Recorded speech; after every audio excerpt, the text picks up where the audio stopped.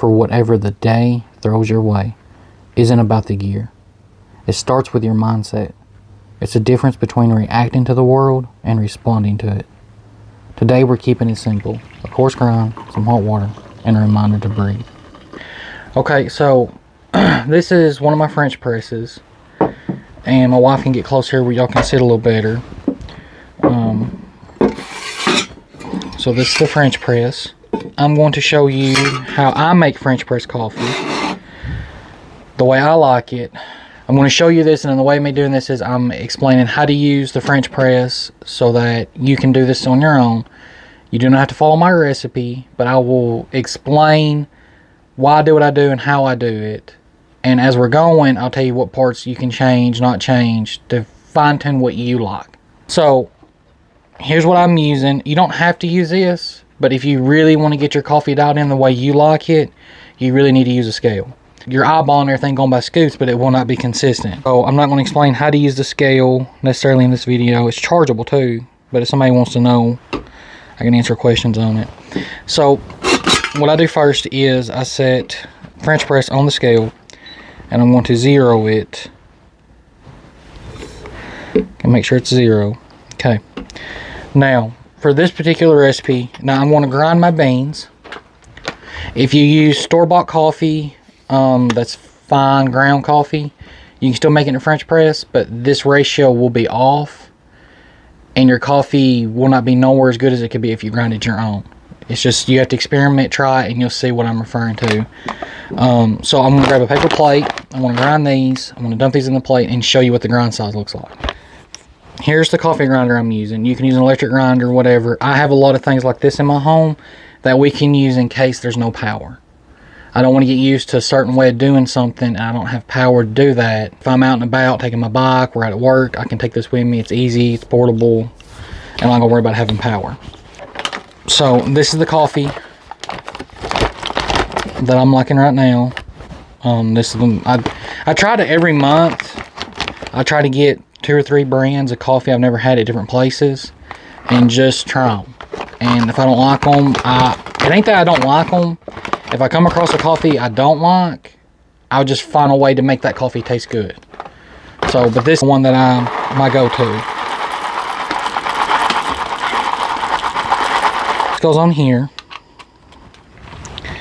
and this just screws on. I already have it dialed in. You can dial this grinder in for espresso. You can change your, so like for instance, what I'm going to show here, if you don't like mine and you want to change something, you can use this to fine tune your grind size. To use this, you just do this. Simple, no power required. Now, if I'm in a hurry in the morning, I don't got time to make coffee, this isn't my go-to way of making coffee. But if I'm waking up and I'm just going to start my day and I'm going to relax, I'm going to meditate a little bit of the morning, this is part of my little ritual I do to just enjoy the day. This is, or the end of the day. So at the night, sometimes I'll do this and have me a good cup and I'll sit down and just relax with it. But my relaxation doesn't start the moment I'm drinking my coffee. It starts right here. This is when it starts. Okay, this is a Sharpie, the pen size. So here it is compared to it. This is more consistently what you're looking for. If this helps any. Put this in here until I get to 31 grams. So I like to be somewhere around 31 grams.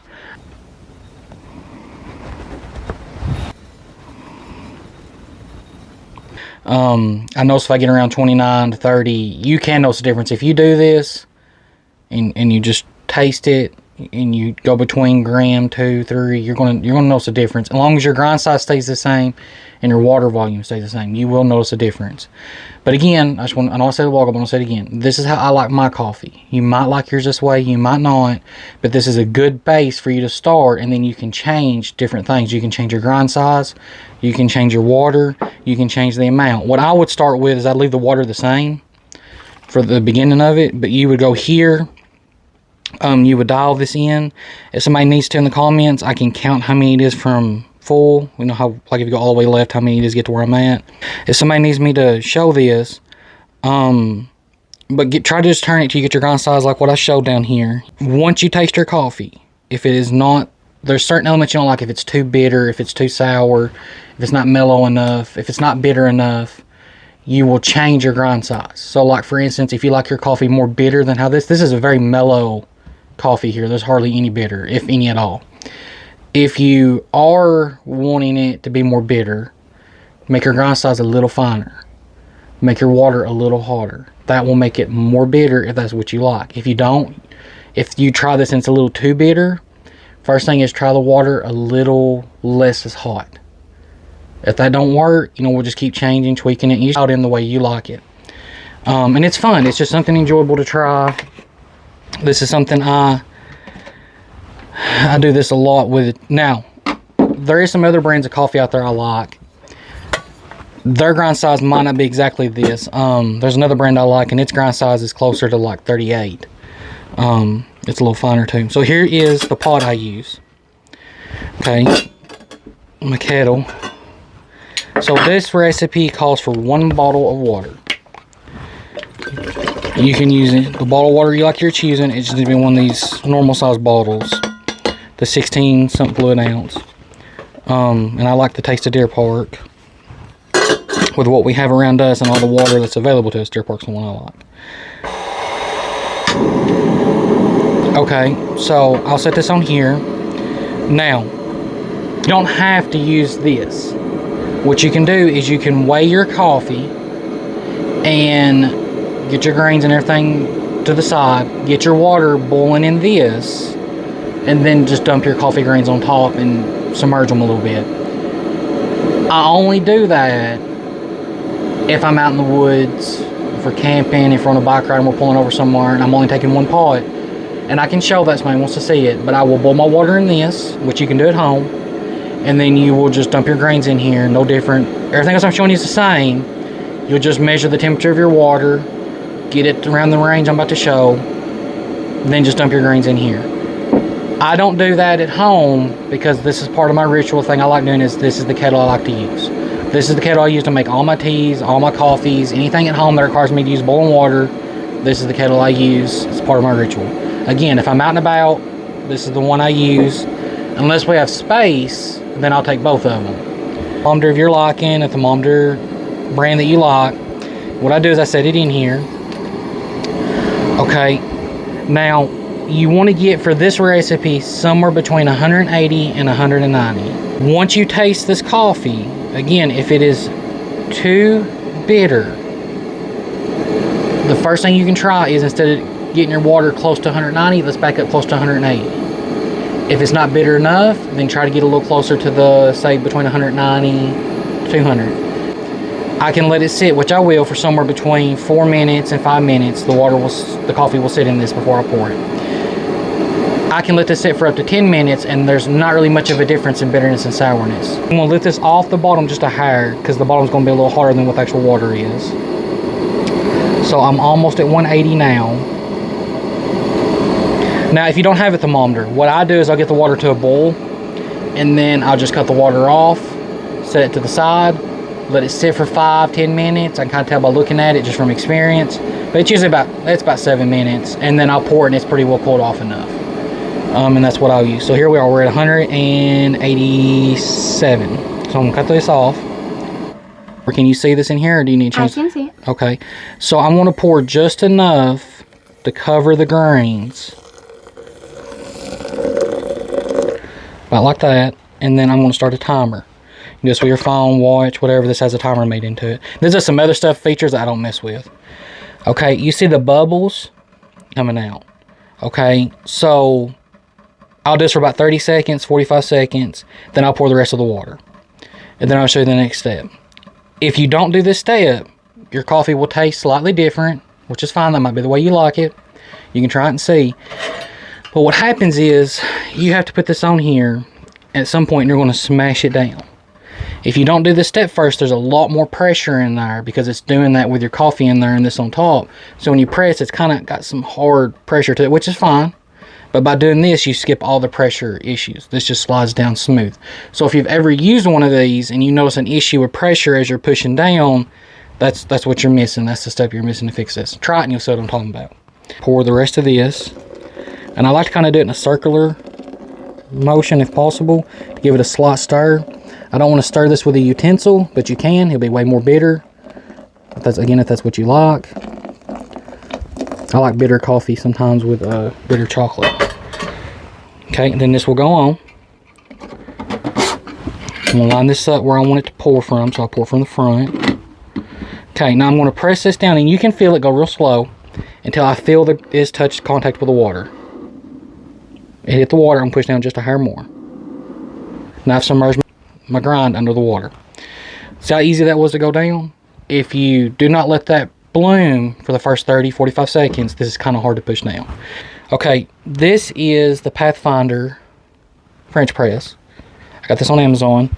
I have other French presses, but this has been the one my go-to. I like this and a Bodum. Those are my main two I switch between. I like Stanley's. Yeah, we have one from Stanley we use. That one was the one we use on the campfire. That's been used a lot. Yeah. This is my new one. I've not had this real long yet, maybe 2-3 months. So here's my timer going. I'm aiming for around the 4-minute mark. I'm not telling you what to do. I'm telling you what I do. I do not wash this. Nothing goes in this but water. I will boil the water, use the water, put it up. When I use it again, I'll boil water, use the water, put it up. And I will continue this because if there is any bacteria growing, the type of bacteria that would grow on this is killed instantly with the boiling water. But if you want to wash it, you go ahead. I don't, because I don't want there to be any soap residue left behind and that change the flavor of my coffee.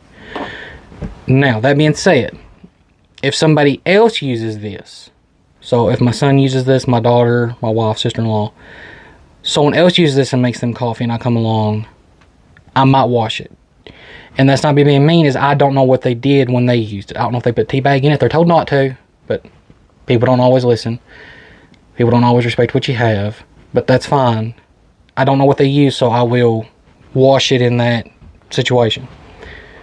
Okay, so here is a clear cup, and I'm going to pour the coffee into this so you can get an idea of what the color looks like. And a lot of people that drink a lot of coffee can pretty well tell if they're going to like a coffee or not by its color. Okay, so now I'm going to smash the press all the way down the rest of the way.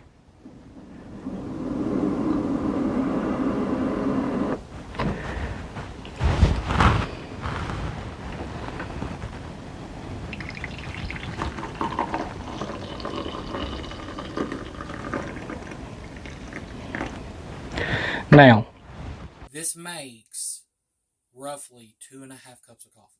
So this is perfect for 2 people to share a glass and then have a little bit left over pour in each cup. Before I taste this, I want to add, this is how I like my coffee black. If you want sugar in yours, if you want milk in yours, or whatever you like to use in yours, I'll actually add around 40 grams of coffee. If I know my intent is to put sugar in this or to put milk in this, I want it a little bit stronger. So I'll go around the 40 grains. It's more like 38, but we'll get a taste. Doing it this way too, this coffee is hot. If I turn it up and chug it, it will burn my mouth, but it should be cool enough that I can sip on it and enjoy it now without having to wait for it.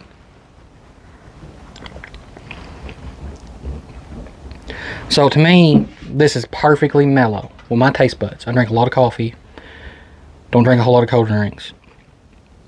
There is 0 bitter in this recipe. I get 0. But this is how I like it. You might not. If you don't, change things. Don't be afraid to change things. Enjoy it. Relax. Find the way you like to enjoy your coffee. Anybody has any questions or anything they want to add, put it in the comments.